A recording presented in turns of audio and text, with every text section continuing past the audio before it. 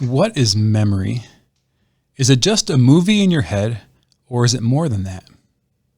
I believe memories are a record of our full lived experience, but it's not a perfect recording of the past. In this episode, we will explore what memory is and how to change our relationship with the present by renegotiating our records of the past. Welcome to Physically Spiritual. I've been amazed by how much growing physically healthier has changed my spiritual life. I am captivated with discovering the truth about my body and how it relates to my relationship with God. Physically Spiritual is my attempt to harmonize and share what I have discovered. I'm your host, Andrew Reinhart. Welcome back to Physically Spiritual. Before we get started, I want to do some housekeeping. First, remind you of our show notes. They'll be especially helpful for this episode. In the show notes, I provide all the quotes that I use in the show, references to research that I may mention, or maybe underneath comments that I'm saying, and I'll also correct any errors that I make in the show notes. If you want to support everything we do here at Awaken Catholic, consider becoming a part of the Awaken Nation. Go to awakencatholic.org/donate to become part of the Awaken Nation. Here at Awaken Catholic, we are also partners with the Hallow app.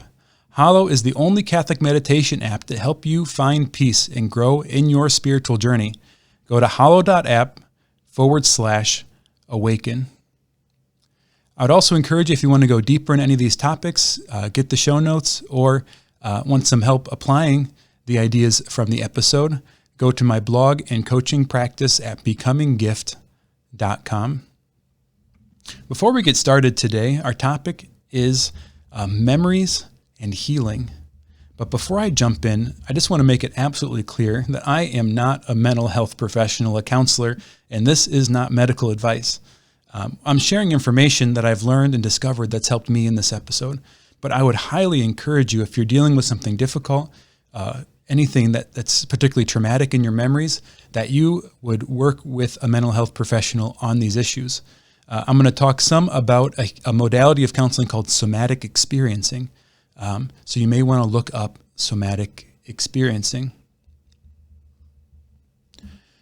In the 14th chapter of John, before his death, Jesus tells his followers, the Advocate, the Holy Spirit that the Father will send in my name, he will teach you everything and remind you of all that I told you. One of the things the Holy Spirit does in our life is remind us of what Christ has told us. There's a deep relationship between faith and remembering. A part of faith is seeing the past in light of God's presence. It's remembering the works of the Lord.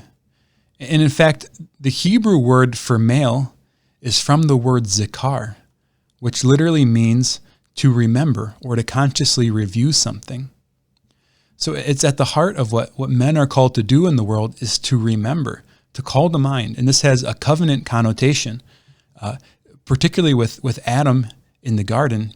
He was to remember the commands of the Lord and to carry out God's will in the garden. So ultimately, the man's sin was to fail to protect his wife, to fail to protect the covenant. So we're called to remember, but God doesn't leave us orphaned. He sends a spirit to us that helps us remember what the Lord has done in our life. The idea of memory also has a special place in the Catholic Mass. There's a Greek word, anamnesis. It literally means like reminiscence or remembering. This had some special meaning in Greek culture. From the work of Plato, a very early philosopher in Greek culture, he believed in the pre-existence of the soul, that our soul pre-existed our being in a body, and that before our body came to be, our soul lived in the world of the forms, or the world of the ideas. They were the universal concepts by which God created everything. So he proposed that when we were learning something, we were actually remembering. It was anamnesis. We were remembering the forms that our soul was with before it was forced into a body. Now, this isn't a Christian idea. We believe that at the moment of our conception, God creates our soul. But on the other hand, this concept of the forms has been, on some level, integrated into Christian philosophy, especially in St. Thomas Aquinas and St. Augustine, through the concept of the ideas of God. Right? That everything that exists, everything, organic substances, created things, come from God's ideas. Everything finds its meaning in God. So when we're coming to understand something, we're not creating the meaning, although sometimes, like with a tool, we might create the purpose of that tool that we've created. But when we're discovering an organic substance, we're not creating its name, we're discovering what it is. Right? The mind goes through this process of extracting the form, of coming to discover the category of what the thing is. All right, so let's circle it around now and talk about the Catholic Mass. At every Mass, we have what's called an anamnesis. And this is a part of the prayer after the bread and wine is prayed over and consecrated to become the body, blood, soul, and divinity sacramentally present of Christ. So we have a prayer where we recall Christ's suffering on the cross. We recall his passion, death, and resurrection. And we believe this anamnesis isn't play acting. It's not like a hollow imagining of what happened before. But we believe spiritually, by God's grace, that Mass makes the events of Christ's paschal mystery, his passion, death, and resurrection, that it makes those events present to us now. Right? It's a reality, and the grace of that Mass is from the grace of Christ's one sacrifice on the cross that we're re-accessing, making present again in the midst of our community. So remembering the works of the Lord, reliving the works of the Lord is central to our faith. And I would propose that in our bodies, all of our memories are actually more like that than we might realize. In Catholic philosophy, especially the thought of St. Thomas Aquinas, he makes a distinction between our external senses and our internal senses. External senses are sight and smell, taste, feeling, sound. These are our external senses. But we also have internal senses, meaning these are, although faculties of the soul, they're also functions of the body. So that would be our imagination, our ability to knit together our different things we've experienced with our senses, our memory, our ability to recall those sense experiences, our estimative sense or our judgment, or our ability, our base sense like the animals to be attracted or repulsed by things, and then also our common sense. In this context, common sense isn't in the contemporary way of understanding it, that it's what's obvious or what everyone should understand. The common sense knits together all these various inputs so that we have one singular experience in the midst of our external senses, our memory, imagination, and judgment. So in this context, the memory, while part of the internal senses, which are a faculty of the soul, it's also a function of the body. Meaning, if you were to hit me in the head hard enough, I might forget a lot of what I know. And some people experience this kind of amnesia, that a damage to the body actually affects the memory. But everything that's human, a human is a body-soul composite, a single substance that is a body and soul, is both a physical, everything we experience as a human is a physical phenomenon and also a spiritual phenomenon. There's a physical correlate and a spiritual correlate to everything that we experience in our consciousness. What we refer to as consciousness in the contemporary sense is a lot more closely related to this interplay of all of our senses. Although the knowledge that we learn, our discovery of these forms, these universal ideas, by extracting them from the particulars of our experience, that knowledge is accessible to our consciousness. But on the other hand, that knowledge doesn't come with images. Let's use an example like a dog. So I can identify a Chihuahua as a dog and a Great Dane as a dog. Right? These two creatures look drastically different than each other. yet I have the power to categorize them together. So I understand, in a sense, dogness even beyond the particular dogs that I know. But on the other hand, can I think of what dogness is without calling to mind a particular dog? I actually can't imagine or remember or bring into my consciousness pure dogness. What I do is I remember a dog that I've experienced. Maybe the first dog I experienced, or the family dog I grew up with, or a dog that just seems particularly dog-like. Right? In my consciousness, although I have access to the knowledge that I've learned that my reason has abstracted from the world, in the end, this knowledge is played out in this interplay of imagination and memory. So when I talk about memory from a philosophical sense, it's this internal sense. But we have to realize that there's this deep interplay in our consciousness between what we're experiencing in the world, what we're remembering, what we're imagining. And then I would also then propose the movements in our body. So psychologists make a distinction between two different forms of memory that we gather. The two general categories are explicit and implicit memories. And different researchers and different scientists, they'll use different terminology to talk about different kinds of explicit and implicit memories. So just know that you might have heard these defined with different terms before, but these are just a breakdown that I've learned.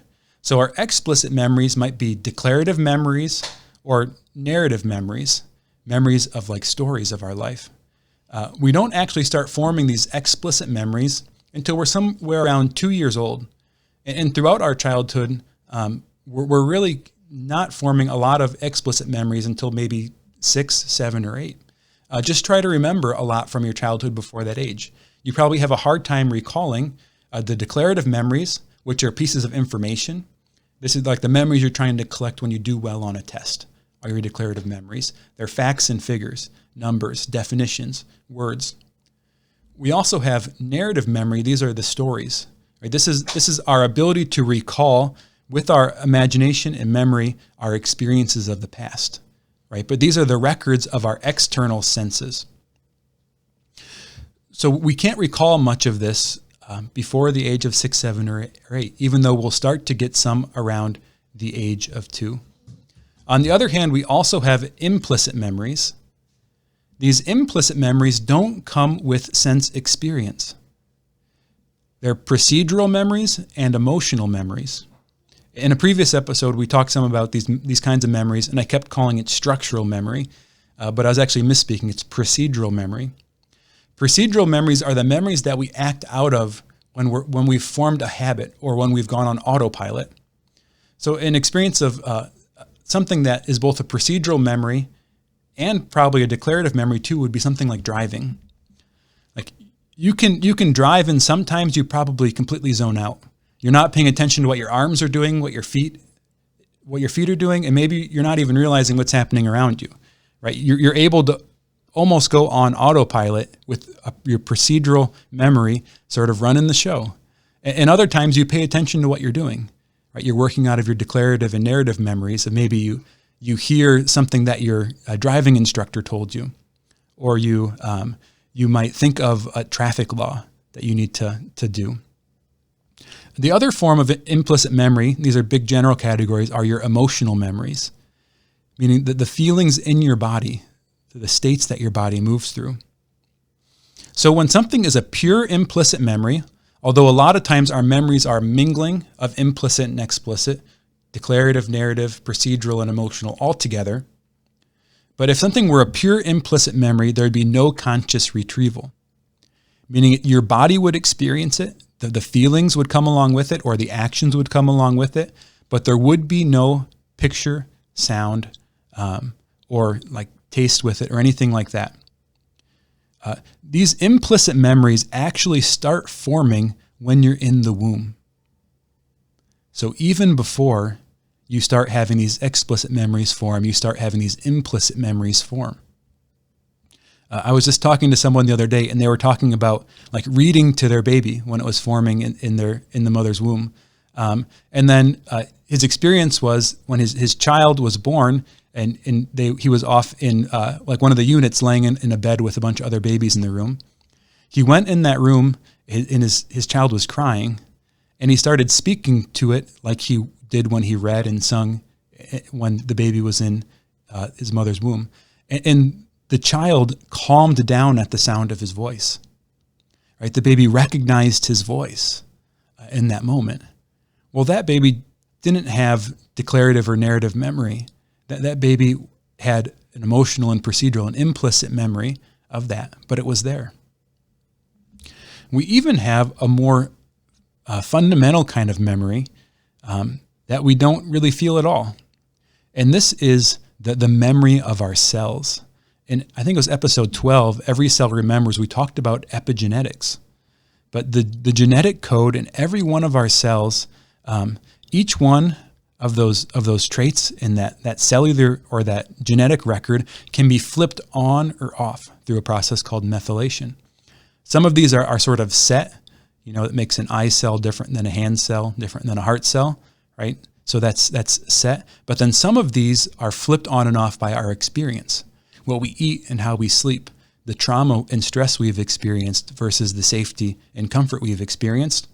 So every cell in our body records our experience in its epigenetic expression. So from a psychological and physical perspective, these are different ways we can look at memory. We need to have an extreme amount of patience and grace around memory. Our culture is very unforgiving of people who don't remember things accurately. But I want you to ponder, how accurate is memory? Like, why do we remember? What's the biological process that has brought memory to be what it is? Like this physical side of it. And there's an instinctual purpose to memory.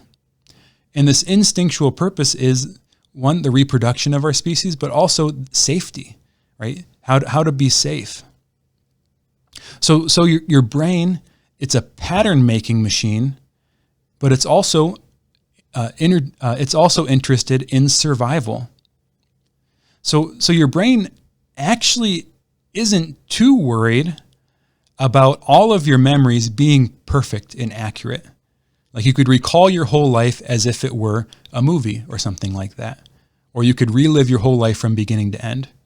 Your brain wants to survive and it wants to reproduce. That's what the physical part of you is instinctually driven to. So your brain is forming patterns in order to accomplish these ends, in order to take care of yourself, but then also to avoid danger. So memories that hold trauma, meaning situations in the past which we've found harmful or dangerous, which we've been sent into fight or flight, especially if we're not able to complete the traumatic response, and that fight, flight, freeze energy is sort of held in our body, right? This is a mingling that happens with the memory. And these traumatic memories are particularly segmented and inaccurate. A lot of times they just come with feelings. Right? One of the survival mechanisms that the body might use is actually forgetting. But then when we do recall these memories, a lot of times they're mixed together. There might be different traumatic and harmful experiences from our past that get mingled. That even though it's pointing to the truth, it's something that really happened, it could be 3 or 4 or 5 different occurrences of something that's like that one memory, but your brain has knit them together. And what that creates is then in the present, when you encounter something that reminds you of that is similar to that in some way, your body responds to that. And that's your brain's way of protecting you, of taking care of you. But on the other hand, these partial, mingled, mostly implicit memories that our body uses to recognize when things are safe or when things are dangerous can also be really frustrating, because these instinctual responses, these procedural memories we're acting out of, could be vices that we struggle with, or bad habits, sinful patterns. So when we're talking about renegotiating our memories, healing our memories, it can actually have a big effect in changing our habits of sin, our habits of vice. Some doctors talk about the difference between the left brain and the right brain. And when we talk about this kind of left brain, right brain distinction, the right brain, which is kind of the more like emotional side, more the implicit side, receives and reacts to the experiences around us in about 0.02 seconds. The left side of the brain, that's the more like declarative memory, narrative memory, our rational side. That takes 0.5 seconds to engage. You might think that's really quick, and it is really quick. But that right brain, that brain that's more emotionally driven, that's more instinctual, is reacting 25 times faster. 25 times faster on average than that other side, that more rational side. And this part of the brain is involved with things like facial interpretation and bringing those implicit memories to the surface. The older part of your brain, as I've said before, doesn't distinguish very well between the present, your imagination, and your memories. So especially when there's a traumatic memory involved, but any memory, when we're in the present, our experience of the present isn't pure and unaffected, but our experience of the present is colored by glasses that are tinted by our experiences in the past. So everything we're experiencing, our body, our state of feeling safe or feeling unsafe, this is being shifted and affected before we're conscious of the shift, right? In this faster part of the brain, through the process of neuroception, this is happening in us all the time. And this might make you feel a little uncomfortable, like out of control, but this is just being human. You know, there's been stories of people recounting traumatic memories inaccurately, and as a result, you know, maybe they lose their career because people maybe pull back previous statements they've said, and it demonstrates that although they're not trying to lie, they just don't remember the truth. Other times people end up in prison because these traumatic memories get mingled, and although something terrible happened to this person, for whatever reason, the brain has sort of connected the stuff in a way that's sometimes beyond disentangling. And so the wrong person might get accused of a crime. It's not the person trying to harm anyone or lying, it's just what they remember. There's been research studies done when there's particularly bad tragedies.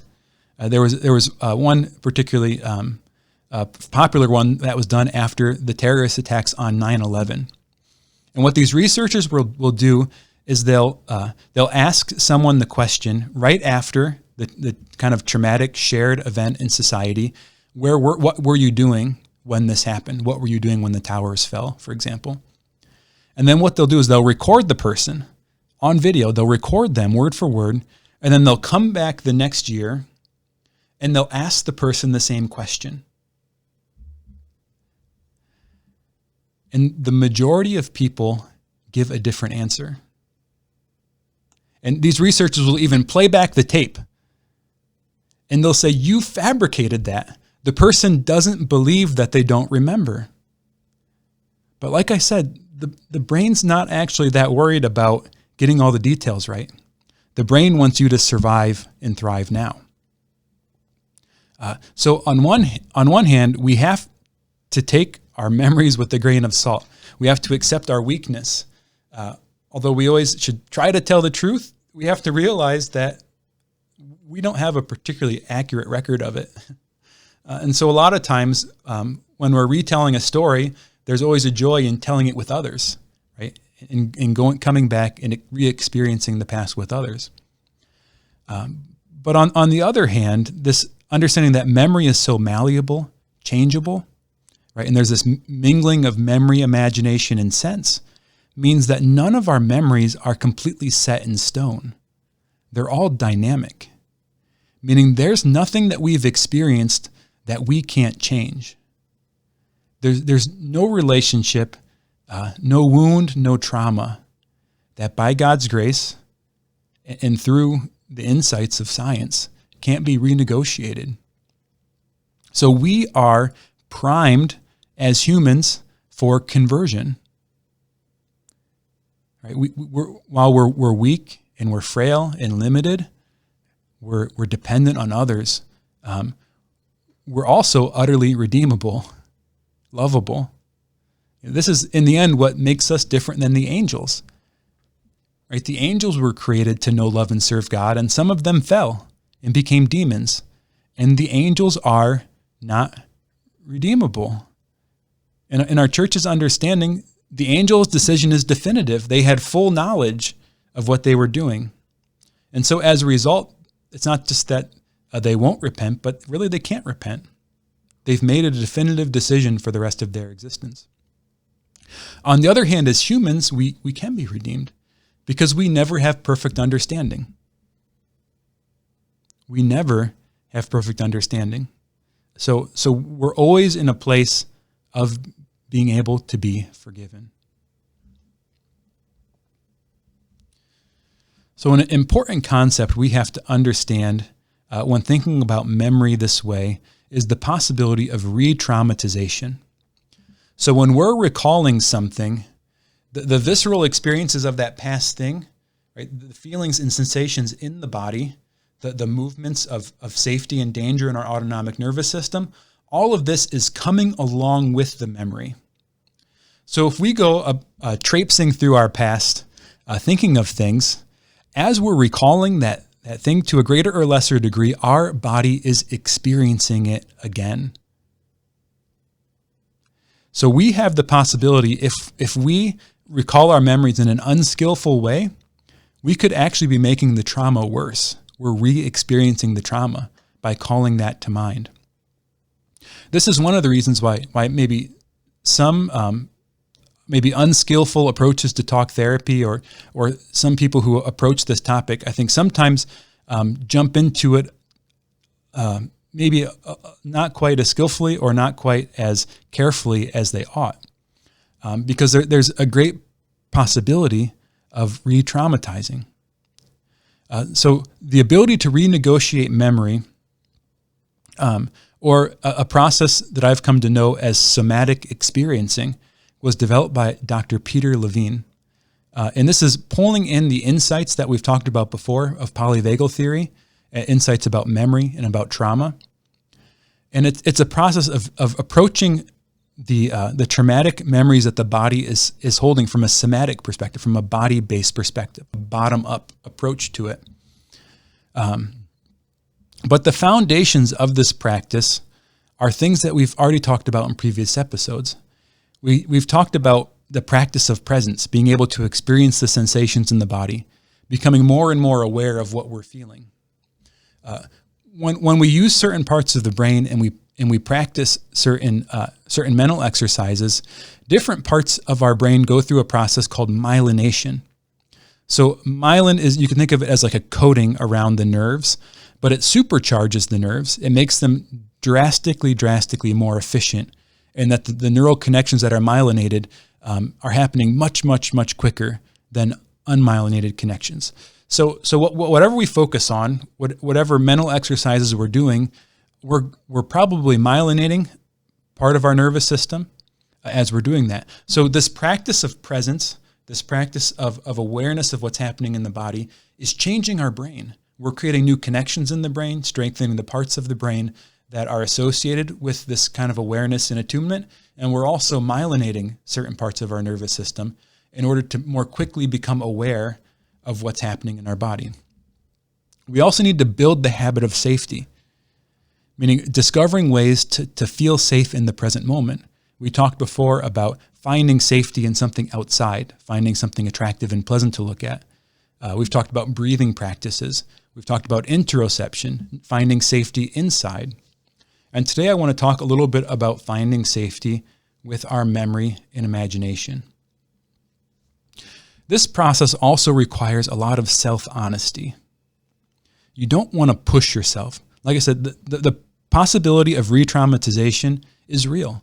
And just traipsing through your memories, calling these things to mind, you might have a really strong emotional experience. And there's even a theory of thought that says that that you're sort of like venting that experience, that you need to experience it to let it out. But the research that I found, I would actually call that into question, because that re-experiencing is forming another memory in and of itself. So you're actually possibly driving that trauma deeper. You're re-experiencing it in your body. So don't push yourself. Less is more. And I can't emphasize enough that it is very wise to do this with someone who is trained, especially if you have particularly traumatic things, behaviors in the present where you feel out of control, or don't feel safe. So please do look up somatic experiencing, find a somatic experiencing practitioner, or another skillful counselor who has a more body-based approach, this kind of bottom-up approach, or possibly a very experienced counselor that integrates maybe a top-down talk therapy approach with a bottom-up approach, or with a knowledge and inspiration of the way the nervous system is working in the body. So this process of renegotiating memories needs to be a process of titration. Like when you titrate something, you take it little bit by little bit, a little piece at a time, a bite at a time. So it might just be a little bit of the memory or the beginning of the memory. So in order to approach the memory, you have to be able to find safety and be able to feel what's happening in your body. I can't emphasize that enough. So the process of renegotiating memory is simply either noticing the sensation that's in your body of the dysregulation, or actually purposely calling to mind the experience. Although a lot of times when you just feel the experience, the memory will come up of its own accord, preferably with someone who's safe and trustworthy, but most preferably with someone who's a trained professional, a somatic experiencing practitioner. And in the midst of that, finding safety. So experiencing the sensation, maybe doing something with your body to give it what it needs. Like you might feel some tenseness somewhere, and you might try moving that part of your body, opening, closing your eyes, moving your feet slowly, controlled movements, safe movements. And by doing this, reapproaching the memory, but finding safety, you're now laying down new implicit memory around that experience. That the next time that something triggers that memory, it's not like it's gone. You're not changing the past, but you're changing your emotional relationship with that past experience. So you're accumulating a new safe experience in your body around that thing from the past. So this is renegotiating a memory. We can also pray with our memories. Years ago, there was a good Franciscan friar that I went to one day when I was particularly distressed, and he took me through this process. And I've encountered it a few other places since then. Father JR of happy memory, he proposed that together, what we did is we went back into a memory that I had, and we brought Jesus into that memory together and just sat there with Jesus and re-experienced it in God's presence. So we can do this kind of renegotiation of memory, but in the midst of a meditation, like an Ignatian-style meditation. So you might start with something you actually remember that you find difficult, or you might start with something in the present that you don't understand or where you find yourself out of control. And you would pray and ask the Lord to bring to mind the roots of what's happening. So let's say maybe you have a habit where, let's say every night you need to eat ice cream. I've experienced this before. So you might go to prayer and say, Lord, every night I can't stop eating ice cream, and I know maybe my blood sugar's out of control. I keep gaining weight. I wake up feeling gross or whatever. Like it's bad for you. And you might say, Lord, where does this come from? Like shed light on this. And he might maybe call to mind, just making this up, a memory of your childhood when maybe something happened at the dinner table and you felt unsafe, or maybe you got in trouble and you felt really bad and you didn't feel connected to your parents or one of your caregivers. And maybe that night you went to the refrigerator and got something to eat. And it felt good. It tasted good. And maybe that was the beginning of this pattern of every night needing to eat something. Maybe when you ask the Lord to guide you, there might just be a feeling or a sensation that comes with it. There might not be an explicit memory. It may just be implicit memory. So now having that memory, either one that you know or one that the Lord has brought to your attention, any of the kinds, declarative, narrative, procedural, or emotional memory. So it could be any of those kinds of memories. Now we enter the story, right, insisting on feeling safe.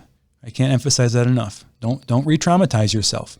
Don't go back in there, just jumping in head first, throwing yourself out of whack. No, it's so essential to feel that felt sense of safety and to not let yourself be overwhelmed. So you go back into the memory with your imagination. A composition of place is the term that Ignatius of Loyola used. So you imagine what it looked like, what it sounded like, how you felt, what it smelled like, if you tasted anything, what it tasted like. Notice what's happening in your body. So notice any sensations that you have. Notice how you're breathing, if you're breathing.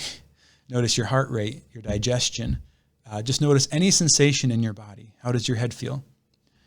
And in the midst of that, call to mind God's presence.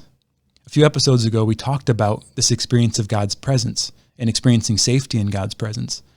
So do some of that, spending time with God, experiencing what's going on in your body. Find safety with God in your body. When we're introducing God to our stories, we're not making up a fiction. Just in the same way at the Mass, during that anamnesis, we're not acting out a play, right? We're really making that event by the grace of the Holy Spirit and the power of the ordination of the priest. We're making the Paschal mystery present to us again in the here and now. In that vein, although not in the exact same way, when we're recalling our past and we're thinking that God is present, we're not making up a fiction. We're realizing the truth. God is present. God was there, experiencing it with you. So when we bring God into the story, we are calling to mind the most real truth of what happened. Remember, stay safe, find safety. It's okay to be a little uncomfortable, but don't let yourself be re-traumatized. And in that space, re-experience it with the Lord. Right? Be present to what's happening in you, what you're feeling, what you're thinking. Talk to Jesus about it. Right? Tell him how you feel. Tell him what you're thinking about. Ask him questions. Be real with him. Wrestle with it, with the Lord in your heart and in your mind. And find safety with him. Ask him to heal you. Sometimes the Lord will work miracles and transform your heart, your mind, your soul. Other times, the Lord's giving you grace and inviting you in a more seemingly natural process of going through healing. But either way, the Lord is with you, not abandoning you. The Lord will heal you. And little bit by little bit, we can renegotiate these memories with the Lord, with his grace. And by this process, come into a different relationship with the present. I hope you've enjoyed this episode of Physically Spiritual. I'll invite you again, if you're working through any of this stuff, find a somatic experiencing professional or a good counselor that's going to approach this renegotiation of memory, of trauma, inspired with this bottom-up approach, this somatic-based approach, understanding polyvagal theory, the way the nervous system works, but also go there with the Lord. And in that, know that the Lord wants to heal your memories. The Holy Spirit will come to you and remind you of everything the Lord has done. This show and all media on Awaken Catholic is made possible by the Awaken Nation and the Hallow app. The Awaken Nation is a community of people like you who support all things Awaken for as cheap as a cup of coffee a week and get access to exclusive content. Learn more by visiting awakencatholic.org/donate. Hallow is the only audio-guided Catholic prayer app focused on contemplative prayer and traditional Catholic meditation such as Lectio Divina, Daily Examen, and the Rosary. We here at Awaken all use Hallow every day and love it. To learn more or give it a try, visit hallow.app/awaken.